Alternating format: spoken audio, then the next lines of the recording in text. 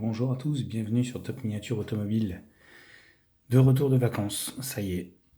Toutes les bonnes choses ont malheureusement une fin. Donc je suis de retour à la maison et ce qui va me permettre de vous présenter le restant des véhicules que j'ai trouvés à l'Autominiatour de Poitiers cette année. Et on va continuer donc ce petit tour avec le modèle Autoworld que voici, à savoir le Dodge Lil Red Express Truck de 1978, présenté par Autoworld. Alors c'est un modèle iconique, le Lil Red Express Truck. C'est un muscle car qui avait été conçu par Dodge en 78 pour en faire un petit véhicule utilitaire, mais à la fois on va dire une bête de course. Donc c'était un petit pick-up qui était super sympa, bien boosté et un peu customisé, avec ses grandes pipes d'échappement, ces grandes sorties d'échappement qu'on voit là, façon 38 tonnes un peu. Et donc on va détailler ça. Alors, je l'ai laissé dans la boîte parce qu'il y a une petite particularité. Ça, c'est un modèle qui a été repris par Autoworld suite à la parution dans le magazine Muscle Machine de janvier 2005, où ils avaient fait un comparatif avec la Pontiac 77. Et donc, pour immortaliser ce véhicule, vous voyez, ils ont fait une petite série là-haut, où ils ont repris des couvertures. Donc les véhicules qui sont passés en couverture de ce magazine. Et ils en ont fait ce modèle réduit. Alors voici donc au dos ce qu'on trouve. Alors comme d'habitude, je vais vous laisser quelques secondes histoire de traduire. Parce que c'est pas moi qui veux vous le faire. En gros, j'ai lu les grandes lignes, mais malheureusement je maîtrise pas tout.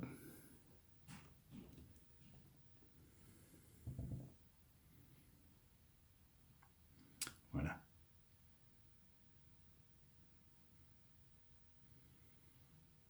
Donc on va sortir cette petite bête. Alors chez Autoworld, vous voyez, comme d'habitude, on retrouve la particularité de pouvoir voir le châssis à travers la boîte. Donc c'est un modèle qui est sorti en 2019. Donc déjà 3 ans. Et il est magnifique, tout bonnement.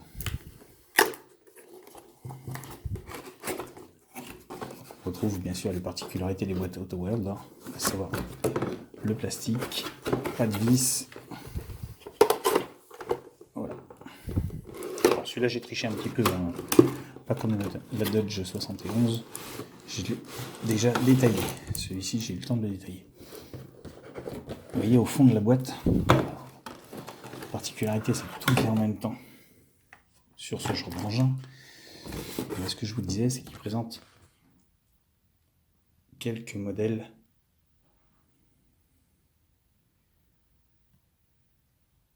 qui ont fait les couvertures de Muscle Machine. Il faut savoir que Muscle Machine, c'est quand même un des plus grands magazines américains du muscle car. Donc, Autoworld a marqué le coup.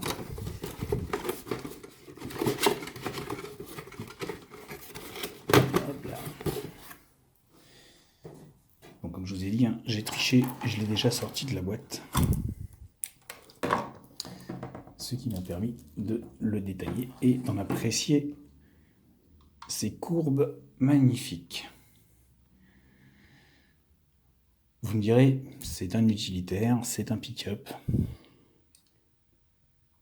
c'est classique.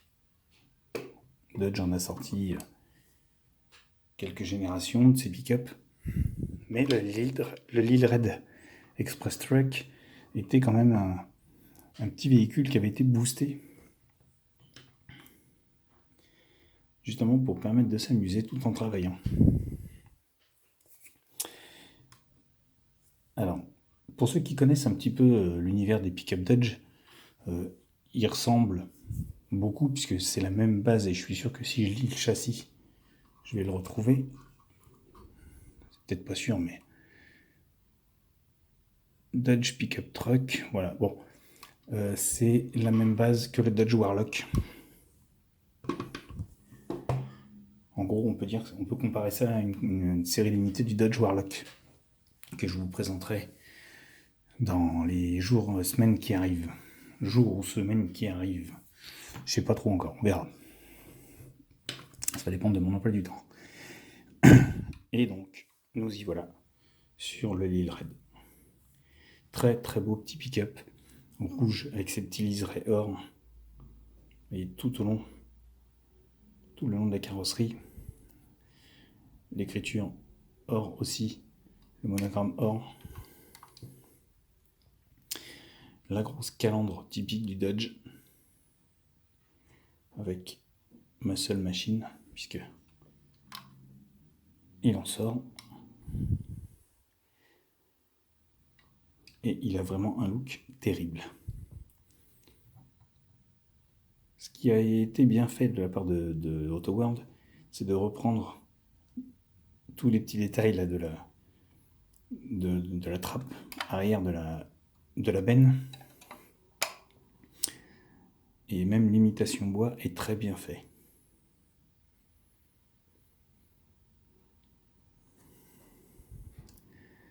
Les proportions sont vraiment très jolies. Ce pick-up est vraiment magnifique.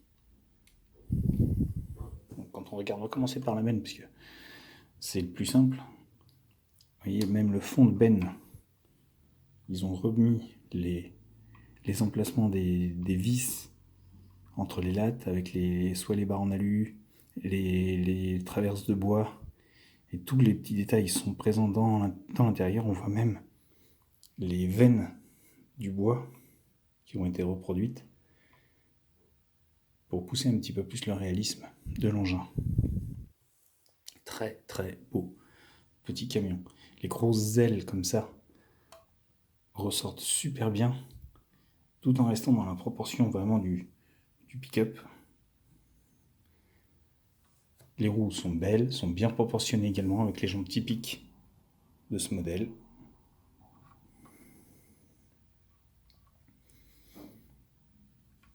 À l'avant, c'est la même. On est sur de la petite jante et du gros pneu, comme ça se faisait beaucoup dans les années 70. Et donc les grosses sorties façon 38 tonnes sur les côtés, pour lui donner un look un peu plus bestial, un peu plus racé. Alors en dessous, on va faire un peu à l'inverse des autres vidéos. Alors il faut que je trouve comment le prendre, voilà. Détail du châssis, très joli également, classique, chez AutoWorld, hein, quelques finitions quand même. Alors on n'a pas l'arbre de transmission qui tourne sur ce modèle-là, mais on a quand même un très beau détail de finition, ne serait-ce que sur le plancher de la benne, regardez. On voit, avec le reflet du flash, les veines du bois qui ont été reproduites également sous le châssis, sous la benne. Très très bien pensé. Alors la roue de secours, bon, c'est juste le moule qui est reproduit comme ça. Le train arrière, pas de fioriture, il est présent, il est là, il est détaillé.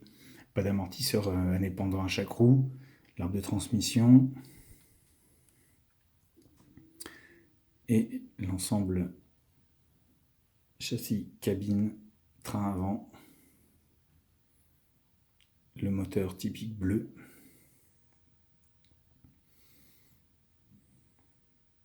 Il est vraiment très joli. Les échappements latéraux qui ressortent de chaque côté.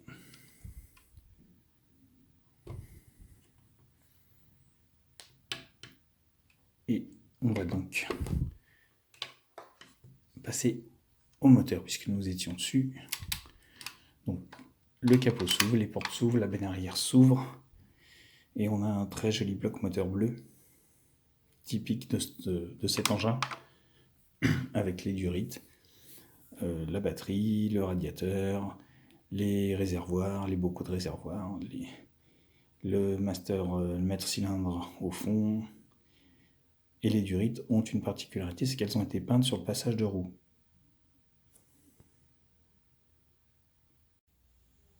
Vous voyez ici, Tout ça, c'est peint à même la carrosserie. Ce qui donne encore un peu plus de réalisme, du fait que ce soit pas couleur rouge, mais bien peint en noir, et c'est très très beau. Ça donne, on va dire, un petit aspect fini, même vous voyez la cloison par feu au fond, il y a les détails de cette cloison. Donc le capot classique, hein, de charnière, un effet de moulage reproduit, mais pas l'insonorisant repris. Donc la grosse calandre typique, hein, comme je vous disais, avec les petits clignotants de chaque côté. Dodge au cas où on ne saurait pas que c'en est un. Au niveau du pare-brise, les essuie-glaces sont très fins. La grille est reproduite avec une peinture noire. Bon. Le chrome de pare-brise est peint à même la carrosserie. Pas trop grave. L'antenne est présente. Les gros rétroviseurs custom repris dans cette position sont superbes. Le chrome est très joli. Et on va arriver sur les ouvrants, les portes, avec donc cet intérieur typique. Vous voyez, beaucoup de petits maneaux, beaucoup de petits compteurs,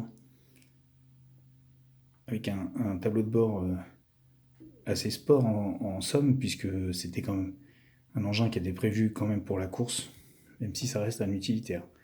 Panneau de porte avec quelques petits détails reproduits, comme la poignée de lave-glace, la coudoir avec l'ouverture de porte. Le volant tourne avec les roues, alors pas une grosse direction, mais il est là. La banquette noire en une seule pièce, rigide, plastique, classique.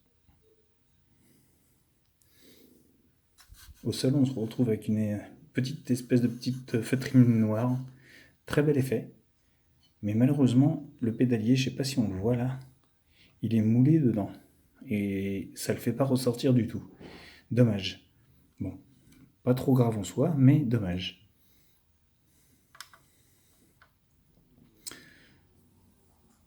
Côté passager,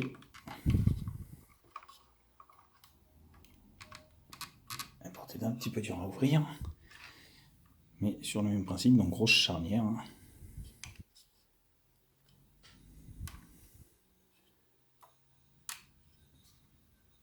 Je me méfie en l'ouvrant, pas forcer dessus, parce que sinon je risque de le casser.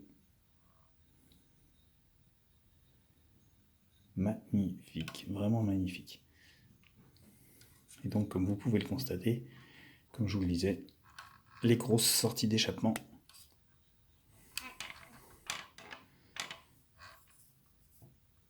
Pour ceux qui ont eu la chance d'aller voir un concert d'Easy Top, on dirait les... De toute manière, c'était le but, hein, les pieds de micro façon sortie d'échappement de 38 tonnes. Et à l'arrière, donc on retrouve les feux déportés comme ça, de chaque côté de la benne.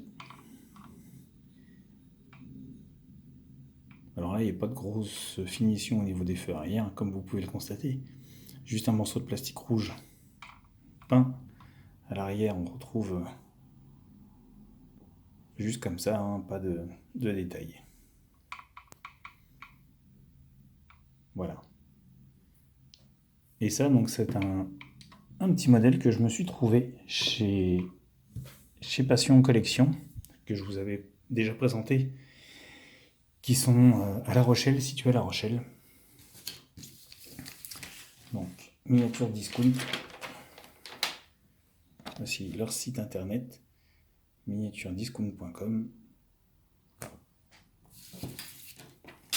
Je vous remettrai les coordonnées dans les descriptions. Voilà, Passion Collection, miniature, philatélie, numismatique. Voilà. Donc vraiment